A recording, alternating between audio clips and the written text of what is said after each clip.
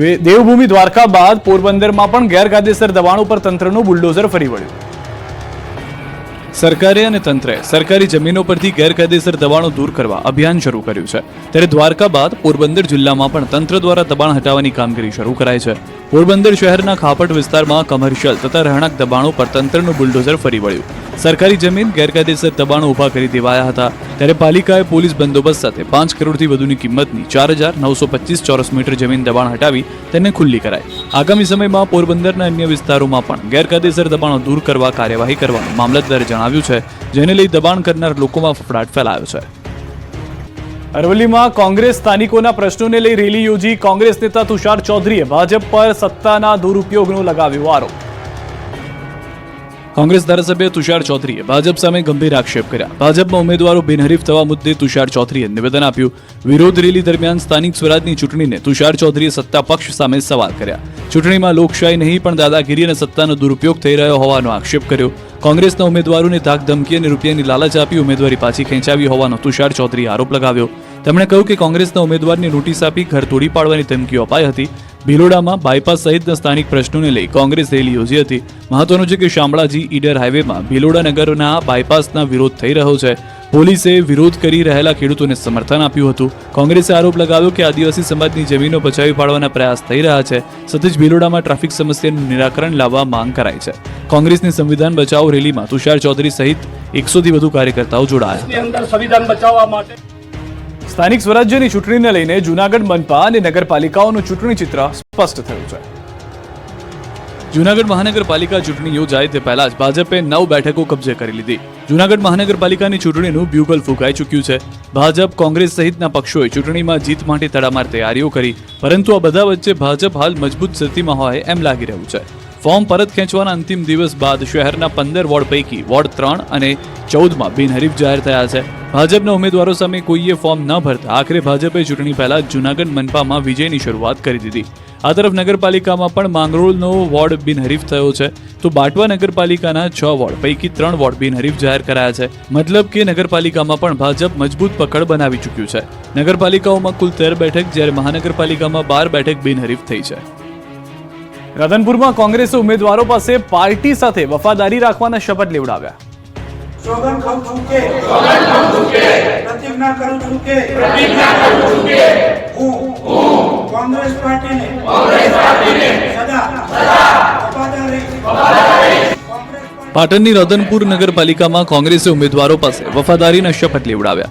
રાધનપુર પાલિકામાં ચૂંટણી યોજાવાની છે, જેને લઈ કોંગ્રેસ પોતાના ઉમેદવારોને મેદાને ઉતાર્યા છે. ત્યારે ઉમેદવારો પક્ષ સાથે વફાદારી રાખે તે માટે તેમને ધર્મના નામે શપથ લેવડાવવામાં આવ્યા હતા. કોંગ્રેસ નેતા જગદીશ ઠાકોર અને જિલ્લા કોંગ્રેસ પ્રમુખ રઘુ દેસાઈ વોર્ડની આખી પેનલને પક્ષ સાથે ગદ્દારી ન કરવાના શપથ લેવડાવ્યા. ચૂંટણી આવે છે ત્યારે કોંગ્રેસ ઉમેદવારો ઊભા તો રાખે છે, પરંતુ તેઓ પાર્ટી સાથે ગદ્દારી કરતા અનેક કિસ્સા જોવા મળે છે, જેના કારણે કોંગ્રેસને ચૂંટણીમાં સીધી રીતે જ હારનો સામનો કરવો પડે છે. સાથે કાર્યકરોમાં પણ નિરાશા વ્યાપી જાય છે. ત્યારે રાધનપુર કોંગ્રેસમાં ભંગાણ ન થાય તે માટે પાર્ટીએ પાણી પહેલા જ પાળ બાંધી દીધી અને ઉમેદવારોને શપથ લેવડાવી પાર્ટી સાથે વફાદારી રાખવા સલાહ આપી. સુરત સચિન જીઆઈડીસીમાં મિલ માલિક પાસે ખંડણી માંગવાના કેસમાં તપાસનો ધમધમાટ શરૂ કર્યો છે. સુરતની સચિન જીઆઈડીસીમાં મિલ માલિક પાસે 5 કરોડની ખંડણી માંગવાનો વિડીયો સામે આવ્યો. વિડીયોમાં અજય ત્રિવેદી અને તેજસ પાટીલના નામના શખ્સો ખંડણી માંગતા હોવાનું સામે આવતા જ પોલીસ ધરપકડ કરી તપાસનો ધમધમાટ શરૂ કર્યો. બંને આરોપીઓના ઘરે પણ પોલીસે સર્ચ ઓપરેશન શરૂ કર્યું. ખંડણીખોરના ઘરેથી અનેક મિલ માલિકોના પેપર મળી આવ્યા. ગુજરાત પ્રદૂષણ બોર્ડમાં પણ બંને આરોપીઓએ કેટલાક મિલ માલિક સામે ફરિયાદ નોંધાવી હતી. તેને લઈને તપાસ શરૂ કરાઈ. આરોપીઓના ઘરેથી લેપટોપ અને મોબાઈલ જપ્ત કરાયા. હાલ બંને આરોપીઓ 4 દિવસના રિમાન્ડ પર છે. આરોપીઓની પૂછપરછમાં હજુ કેટલાક નામ બહાર આવી શકે છે.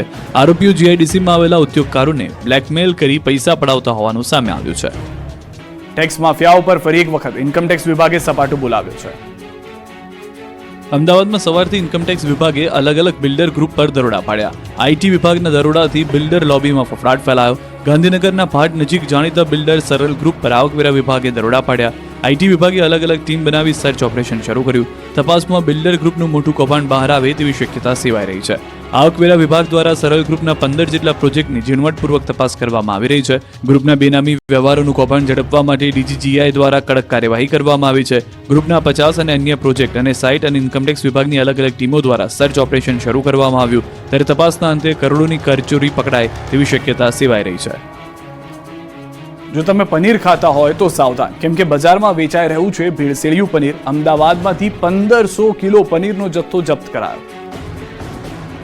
રાજ્યમાં ભેળસેળિયાનો ધંધો હવે વધતો હોય તેવું લાગે છે. છાશવારે ફૂડ એન્ડ ડ્રગ્સ વિભાગ દ્વારા ભેળસેળયુક્ત ખાદ્ય પદાર્થો સામે કાર્યવાહી કરી મોટી માત્રામાં જથ્થો જપ્ત કરે છે, પરંતુ આવા તત્વો લોકોના સ્વાસ્થ્ય સાથે ચેડા કરવાનું બંધ નથી કરી રહ્યા. અમદાવાદના કુબેરનગરમાં આવેલી દ્વારકેશ ડેરી પ્રોડક્ટમાંથી 1500 કિલો ભેળસેળિયું પનીર પકડાયું છે. રાજ્યના ફૂડ એન્ડ ડ્રગ્સ વિભાગની ફ્લાઇંગ સ્ક્વોડે રેડ પાડી 3 નમૂના લઈ 3.25 લાખનો પનીરનો જથ્થો જપ્ત કરી વધુ તપાસ હાથ ધરી છે. ભેળસેળિયું પનીર બનાવવા વપરાતું palmolein oil, industrial drag acetic acid પણ જપ્ત કરાયું છે. પેઢીના સંચાલક જિગ્નેશ બારોટને સાથે રાખી પનીર, પામોલિન તેલના નમૂના પણ લેવાયા છે. આ પનીર ખાવા લાયક ન હોવાનું જણાવાયું છે. હાલ ભેળસેળિયા પનીર ટેસ્ટ માટે મોકલાયું છે. રિપોર્ટ આવ્યા બાદ કાયદા મુજબની કાર્યવાહી કરવામાં આવશે. મહત્વનું છે કે દ્વારકેશ ડેરીમાંથી વેપારીઓ છૂટક પનીર ખરીદી લોકોને વેચતા હોવાની બાતમીના આધારે ફૂડ એન્ડ ડ્રગ્સ વિભાગે દરોડા પાડ્યા હતા. આ પનીરમાં રહેલ તત્વોથી આંતરડા તેમજ અને લીવરની બીમારીનું જોખમ હોય છે. રાજ્યમાં ટેકાના ભાવે મોટી માત્રામાં મગફળીની ખરીદી કરવામાં આવી રહી છે. રાજ્યના કૃષિ મંત્રી રાઘવજી પટેલે મગફળીની ટેકાના ભાવે ખરીદીને લઈને નિવેદન આપ્યું. તેમણે કહ્યું કે રાજ્યના 3,73,000 ખેડૂતોએ ટેકાના ભાવે મગફળી ખરીદી વેચાણ માટે રજીસ્ટ્રેશન કરાવ્યું છે, જે પૈકી 3,05,000 ખેડૂતો પાસેથી મગફળીની ખરીદી કરી લેવાય છે. મતલબ ખેડૂતો પાસેથી અત્યાર સુધી 10.93 લાખ મેટ્રિક ટન મગફળીની સરકારે ટેકાના ભાવે ખરીદી કરી છે. સરકારે 7,410 કરોડની મગફળી ખરીદી, જે પૈકી 5,000 કરોડ ખેડૂતોનું ચૂકવણું કરી દેવાયું છે. 8 ફેબ્રુઆરી સુધીમાં રાજ્યમાં મગફળીની ખરીદી પૂર્ણ થઈ જશે. જોકે આ તરફ રાજ્યમાં સ્થાનિક સ્વરાજની ચૂંટણીને લઈને કોંગ્રેસના આક્ષેપોનો પણ રાઘવજી પટેલે જવાબ આપ્યો.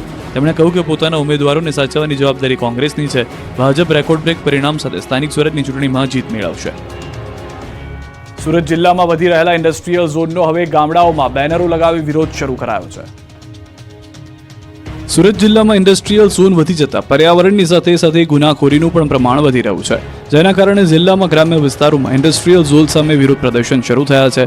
ફેક્ટરીઓના કારણે ભૂગર્ભ જળ ઊંડા જઈ રહ્યા છે, સાથે પાણીમાં કેમિકલનું પ્રમાણ પણ વધી રહ્યું છે.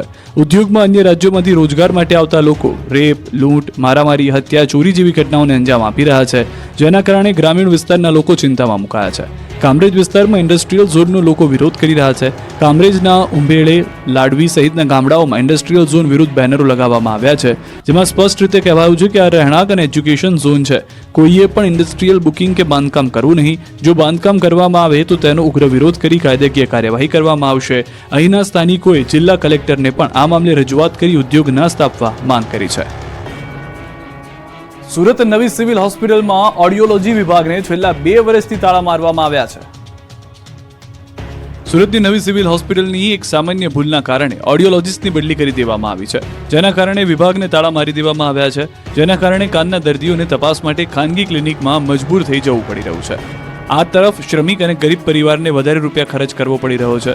સિવિલમાં કાનના દર્દીઓના ટેસ્ટ ઓછા થતા હોવાથી ગરીબ પરિવારો 500 થી લઈને 3500 રૂપિયાનો ખર્ચ કરવો મજબૂર છે. નવા ઓડિયોલોજિસ્ટની ભરતી કરવાને બદલે સિવિલ તંત્રે દર્દીઓને હેરાન થવા પર છોડી દીધા. ઓડિયોલોજિસ્ટની બદલી કરાયા બાદ પણ તંત્ર સામે અનેક સવાલો ઊભા થઈ રહ્યા છે. ઓડિયોલોજિસ્ટને સિવિલની રોગી કલ્યાણ સહિત અન્ય ગ્રાન્ટમાંથી ચૂકવવામાં આવતો હતો પગાર, ત્યારે હવે ઓડિયોલોજિસ્ટની બદલી કરાયા બાદ તેના પગારના પૈસા ક્યાં વપરાય છે તે પણ એક તપાસનો વિષય છે.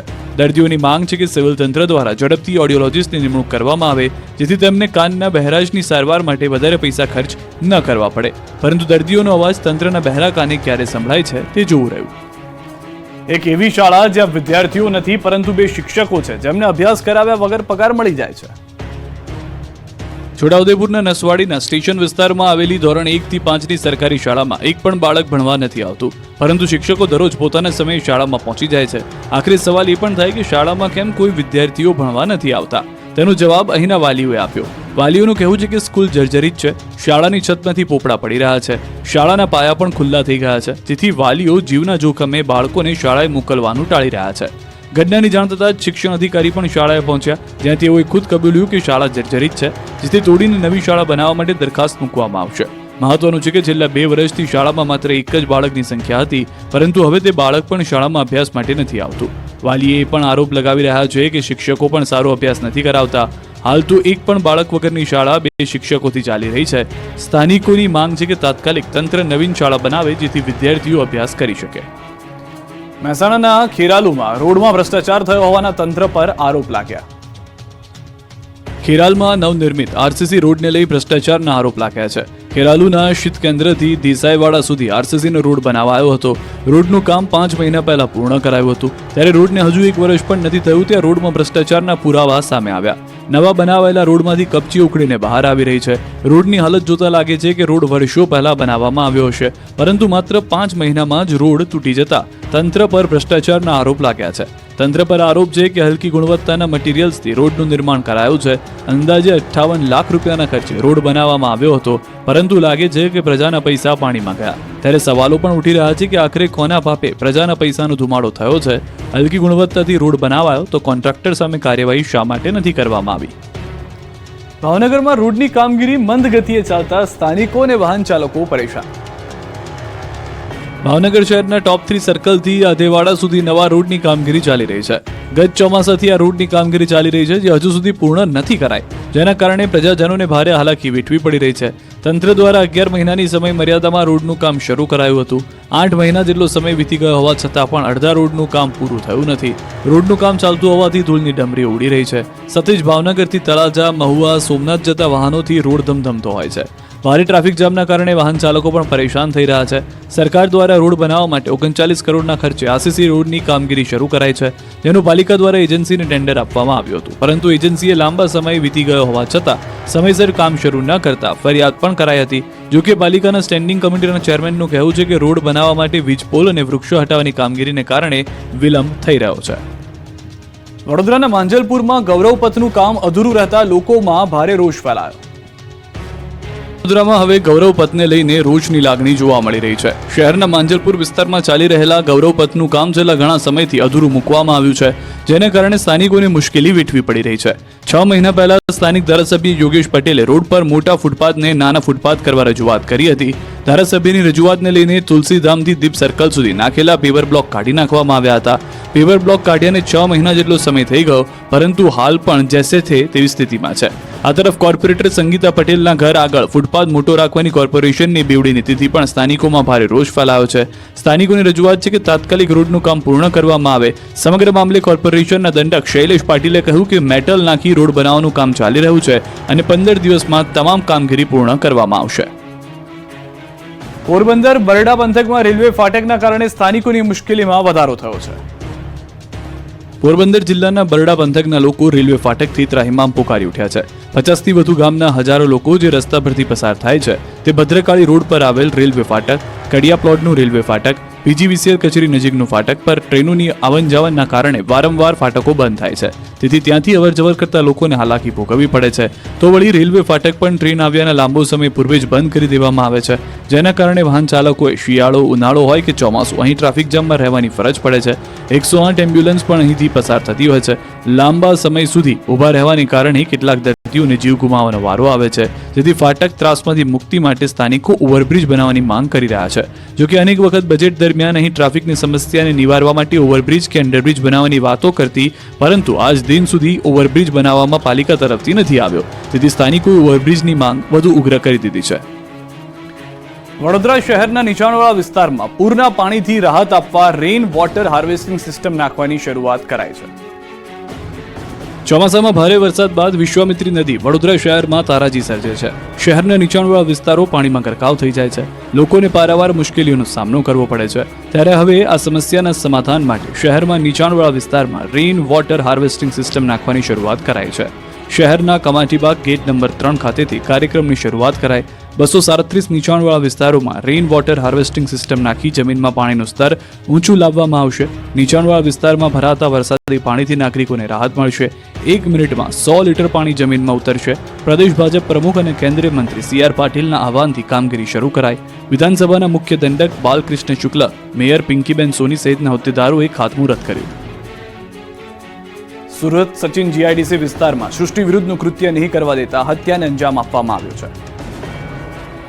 સુરતના સચિન જીઆઈડીસી વિસ્તારમાં હત્યાનો ચોંકાવનારો કિસ્સો જોવા મળ્યો. સૃષ્ટિ વિરુદ્ધનું કૃત્ય આચરવાની મનાઈ કરતા મિત્રએ જ મિત્રને મોતને ઘાટ ઉતારી દીધો. મૂળ ઉત્તર પ્રદેશના વતની અને હાલમાં સચિન વિસ્તારમાં રહેતા આરોપી વેદ પ્રકાશ ઉર્ફે લક્ષ્મી કુશવા ગતરોજ સચિનથી ગભીણી જવાના રસ્તા પર જાડી જાખરામાં લઈ જઈ હિતેશ યાદવ પાસે શરીર સંબંધ એટલે કે સૃષ્ટિ વિરુદ્ધનું કર્મ કરવાની માંગણી કરી હતી, પરંતુ આ બંને વચ્ચે ઝઘડો થતા વેદ પ્રકાશએ દિનેશનું ગળું દબાવી હત્યા કરી નાખી ફરાર થઈ ગયો. આ બનાવની જાણ સચિન પોલીસને કરવામાં આવતા ઉચ્ચ પોલીસ અધિકારીઓનો કાફલો ઘટના સ્થળે દોડી ગયો, જે મૃતકને પીએમ માટે નવી સિવિલ હોસ્પિટલમાં મોકલી અપાયો હતો. પોલીસે હત્યાનો ગુનો નોંધી તપાસ શરૂ કરી છે.